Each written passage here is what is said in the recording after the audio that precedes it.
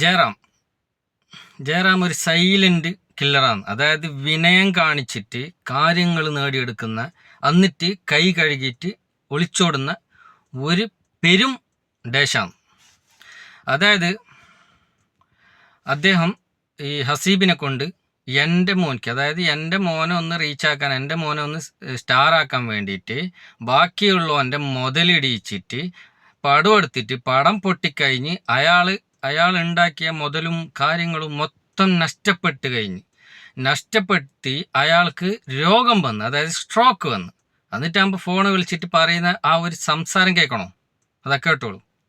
എൻ്റെ എന്താ പറയുക, ഞാനിപ്പോഴും കണ്ണനോട് പറയും, എൻ്റെ ഒരു വാക്കിൻ്റെ പേരിലാണ് കണ്ണ ആങ്കിൾ അത്രയും പൈസ മുടക്കി കണ്ണന് വേണ്ടി കളഞ്ഞത്. എൻ്റെ ഒറ്റ വാക്കിൻ്റെ പേരിലാണ്. ഞാൻ എപ്പോഴും പറയും, പടച്ചോൻ തിരിച്ചു തരും. ഏതെങ്കിലും രൂപത്തിൽ ദൈവം എപ്പോഴും കൂടെ ഉണ്ടാവും. ജയറാം എപ്പോഴും വരുമായിരുന്നു. അതിലെ പോയാൽ അവിടെ വന്ന് ഭക്ഷണം കഴിക്കാതെ പോകത്തില്ല. ഹസീബ് ഒരു ലിവർ കംപ്ലൈൻറ്റ് ഉണ്ടായി എന്ന് എൻ്റെ അടുത്ത് പറഞ്ഞു. അതിൻ്റെ ഉണ്ടായി, ഡ്രിങ്ക്സ് കാരണം ആശുപത്രിയിലാണ് എന്നൊക്കെ പറഞ്ഞു. ഈ സ്ട്രോക്ക് ഉണ്ടായ വിവരം ഒരാൾ പോലും എൻ്റെ അടുത്ത് പറഞ്ഞിട്ടില്ല. ഇത്രയും നെറികെട്ട ഒരു സ്വഭാവം ആർക്കില്ല കേട്ടോ. മലയാള ഇൻഡസ്ട്രിയിൽ, ഫിലിം ഇൻഡസ്ട്രിയിൽ ആർക്കില്ല ഇത്രയും നെറികെട്ട ഒരു സ്വഭാവം. ഫോണ് വിളിച്ചിട്ട് ഹസീബേ, ആ വിളിയിൽ എന്തുണ്ട്? ആ വിളിയിൽ തന്നെ ഒരുപാട് ചതിയുണ്ട്. ഹസീബേ, ഞാനിത് അറിഞ്ഞില്ല, മറ്റേ ഡ്രിങ്ക്സിൻ്റെ പ്രോബ്ലം ആയതുകൊണ്ട് ലിവറിന് പ്രശ്നം വന്നു. ഇയാൾ അറിയാത്ത? ഇയാളെ ഒന്നിച്ചിട്ട് അതിന് മുമ്പും ഫിലിം എടുത്തിട്ട് ഗ്രാൻഡ് ഫാദർ, അതും പൊട്ടിയില്ലേ? അത് പൊട്ടിയതിന് ശേഷമാണ് ഈ ഹാപ്പി സർദാർ എന്ന് പറയുന്ന പടം ഇയാളെ കൊണ്ട് എടുപ്പിച്ചിട്ട് ഇയാളെ മുടിച്ചത്. ഇയാൾ ജയറാമിൻ്റെ ഒറ്റ വിശ്വാസത്തിലാണ്, ഒറ്റ വാക്കിലാണ് ഇയാൾ ആ ഫിലിം എടുത്തത്. ഞാനുണ്ടാവും, തട്ടുകേട് സംഭവിച്ചാൽ ഞാനുണ്ടാവും എന്ന് പറഞ്ഞ ആ വാക്ക് അയാൾ വിശ്വസിച്ചു.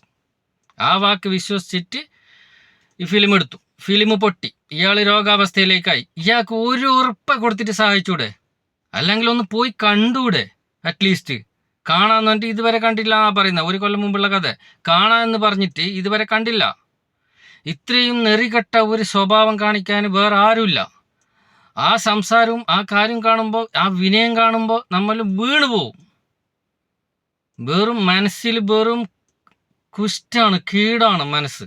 അതുകൊണ്ടാണ് അദ്ദേഹത്തിന് ഒരിക്കൽ കാണാൻ പോലും തോന്നാത്തത്. പറഞ്ഞു. അപ്പൊ പുള്ളിയും പറഞ്ഞത് പഞ്ചാബിൽ പോയിട്ട് വന്നിട്ട്, വേണ്ട ഹസീബേ, അത് കൈവിട്ടു പോകും, ശരിയാവത്തില്ല, വേണ്ട, വിട്ടേക്ക്. അപ്പോഴും അവൻ ജയറാമിനെ വിശ്വസിച്ചു. ജയറാമിന് കൊടുത്ത വാക്ക്, ജയറാമിന്റെ മോനെ വെച്ചല്ലേ ചെയ്യുന്നു. അവരെ ഒന്നും വിശ്വസിക്കരുത്. നമുക്കിവരെയൊക്കെ നന്നായിട്ട് അറിയാവുന്നു. അടുത്ത പിഷാരടിൻ്റെ കേസ്. പിഷാരടി ശ്വേതാമേനോൻ നല്ല ഫ്രണ്ട്സാണ്. അവർ ഉമ്മ വെക്കുന്ന, അതായത് ഈ ശ്വേതാമേനോന് പിഷാരടിന് ഉമ്മ വെക്കുന്ന സീനുണ്ട്. പിഷാരടി ജയിച്ചിട്ടാകുമ്പോൾ ഉമ്മ വെച്ചിട്ട് പോസ്റ്റ് ചെയ്ത ആളാണ്. ആ ആള് അത്ര ഫ്രണ്ട്ലി ആയതുകൊണ്ടായിരിക്കും ഇദ്ദേഹം ഡബിൾ മീനിങ് സംസാരിച്ചത്. ഡബിൾ മീനിങ് ഏറ്റവും കൂടുതൽ സംസാരിക്കുന്നത് ആര്? ശ്വേതാമേനോനാണ്. അതാ വീഡിയോ.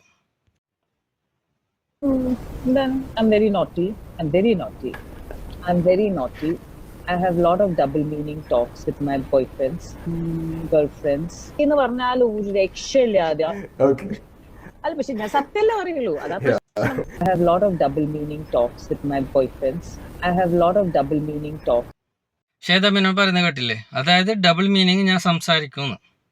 ആ ആളെ ഫോൺ റെക്കോർഡാക്കുമ്പം മാന്യമായിട്ട് നിന്നിട്ട് ഫോൺ റെക്കോർഡാക്കിയിട്ട് ബാക്കിയുള്ള ഓപ്പോസിറ്റ് സംസാരിക്കുന്നവൻ്റെ വായിൽ നിന്ന് വരുന്നതൊക്കെ റെക്കോർഡ് ചെയ്തിട്ട് പബ്ലിഷ് ചെയ്ത ആളാണ് ശ്വേത.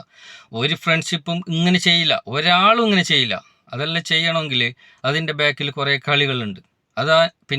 അദാനിൻ്റെ പൈസ വാങ്ങുന്നതുകൊണ്ട് എന്ത് പ്രശ്നമെന്ന്? അദാനിൻ്റെ പൈസ വാങ്ങുന്നതുകൊണ്ട് പ്രശ്നമില്ല. അത് ബാക്കി BJP RSS ഒന്നും ആവാൻ പാടില്ല. ഏത് പാർട്ടിക്കാരുടെ പൈസയും അമ്മ സംഘടന വാങ്ങാൻ പാടില്ല. അമ്മക്ക് എന്തിന് പുറത്തുനിന്ന് പൈസ? ഇഷ്ടം പോലെ കോടിക്കണക്കിന് പ്രതിഫലം വാങ്ങുന്ന ആക്ടേഴ്സ് ഉള്ള ഇവർക്ക് എന്തിന് പുറത്തുനിന്ന് പൈസ? എത്ര കോടികൾ വാങ്ങുന്നുണ്ട് ഇവർ ഫിലിമിലൊക്കെ. എന്നിട്ട് അവശ്യ കലാകാരന്മാരെ അല്ലാതെ നാട്ടുകാരെ സഹായിക്കാനല്ലല്ലോ നിങ്ങൾ അമ്മ. Love you for being my romantic partner. Lalettan basically ഒരു ഷൈ, അല്ലാതെ ഒരു എന്താ പറയുക, ഒരു സോഫ്റ്റ് പേഴ്സണാണ്. പക്ഷെ ലാലേട്ടൻ്റെ ഡാൻസ് കാണുമ്പോൾ ലാലേട്ടൻ വേറെ ഒരു പ്രകൃതി. ശ്വേതയോടെ കൊണ്ട് മുഴുത്ത പ്രണയായി പോയില്ലല്ലോ. അഭിനയിച്ചു കഴിഞ്ഞപ്പോഴല്ല, ശരിക്കും അഭിനയിച്ച് പിള്ളോട്ട് പരിചയപ്പെട്ട പ്രണയമൊക്കെ പോവും. അത് ഇവിടെ അനുവദിക്കുന്നില്ല പല കാര്യങ്ങളും പറയാം, ഉള്ള വായിന്ന് വരുന്ന ചില സംഭാഷണങ്ങളൊക്കെ. പക്ഷെ ഞാൻ